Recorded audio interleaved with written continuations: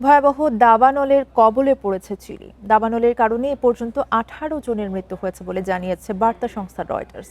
সরিয়ে নিয়ে যাওয়া হয়েছে 50,000-এর বেশি মানুষকে। আগুন নেভাতে হিমশিম খাচ্ছেন ফায়ার সার্ভিস কর্মীরা। চিলির রাজধানী সান্তিয়াগো থেকে 500 কিলোমিটার দক্ষিণের নোবেল এবং বিওবিও অঞ্চলে ছড়িয়ে পড়েছে দাবানল। এই দুটি অঞ্চলে মহা বিপর্যয় ঘোষণা করেছেন চিলির প্রেসিডেন্ট গ্যাব্রিয়েল বোরিক।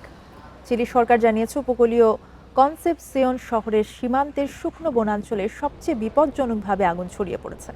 দাবানলে পুড়ে গেছে 20,000 হেক্টর জমি। ধ্বংস হয়েছে প্রায় 250টি ভবন। চিলির বেশিরভাগ জায়গাতেই তাপপ্রবাহের সতর্কতা জারি রয়েছে। গত কয়েক বছরে চিলি দফায় দফায় ধ্বংসাত্মক দাবানল দেখছে।